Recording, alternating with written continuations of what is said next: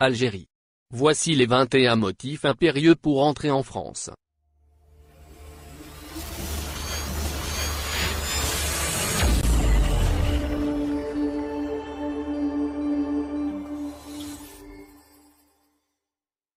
La France a décidé de fermer ses frontières à tous les pays qui ne font pas partie de l'Union européenne, à partir de dimanche 31 janvier.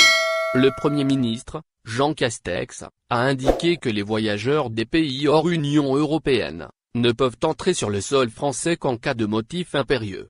L'attestation de déplacement mise en ligne par le ministère de l'Intérieur dévoile quels sont ces motifs de déplacement.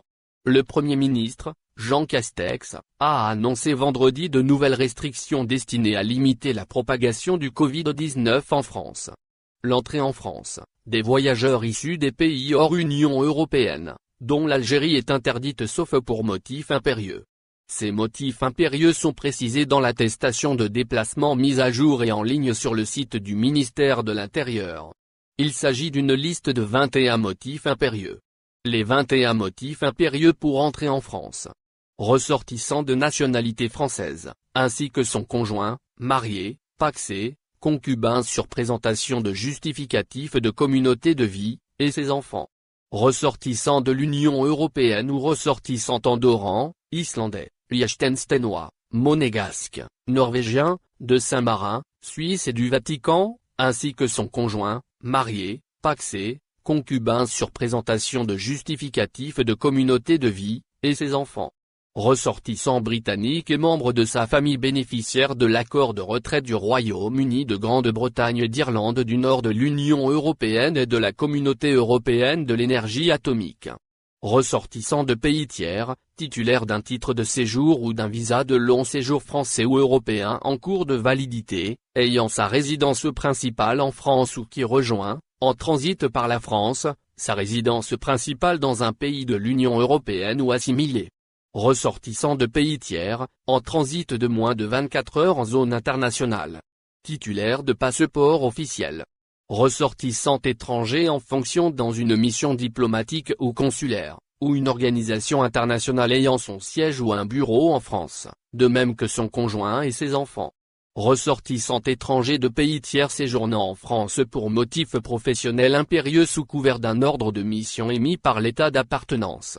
Ressortissant étranger séjournant en France sur invitation des autorités françaises dans le cadre d'une action de coopération professionnelle de santé étranger concourant à la lutte contre la Covid-19 ou recruté en qualité de stagiaire associé.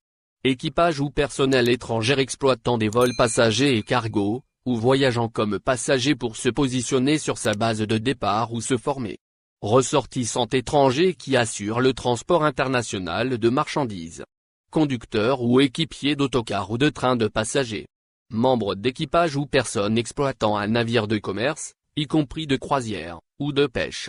Étudiant titulaire d'un visa de long séjour, VLS, d'un visa de court séjour, VCS, pour études ou pour stage, hors VCS concours, ou venant pour moins de 90 jours en provenance d'un pays dispensé de VCS, ou mineur scolarisé, justifiant d'un lieu d'hébergement en France. Professeur ou chercheur employé ou invité par un établissement d'enseignement ou un laboratoire de recherche français qui se déplace à des fins d'études et d'enseignement. Ressortissant de pays tiers disposant d'un VLS passeport talent ou d'un VLS salarié détaché ICT ainsi que son conjoint et ses enfants. Ressortissant de pays tiers se rendant en France pour recevoir des soins dans un établissement hospitalier public ou privé. Ressortissant étranger se déplaçant en France dans le cadre de l'exercice d'un droit de garde reconnu par décision de justice. Ressortissant d'un pays tiers travailleur humanitaire ou volontaire international. Ressortissant de pays tiers titulaire d'un visa de long séjour délivré au titre du regroupement familial ou de la réunification familiale des réfugiés, bénéficiaires de la protection subsidiaire et apatrides. Le test PCR négatif toujours exigé. L'entrée en France n'est possible qu'à condition qu'un test PCR négatif soit présenté à la frontière. Exception faite pour les travailleurs transfrontaliers. En effet, tous les voyageurs souhaitant se rendre en France depuis un pays extérieur à l'Union européenne devront présenter un test négatif au Covid-19 au départ et s'engager sur l'honneur à respecter une quarantaine de 7 jours. Merci de bien vouloir activer la cloche pour s'abonner, et de cliquer sur j'aime.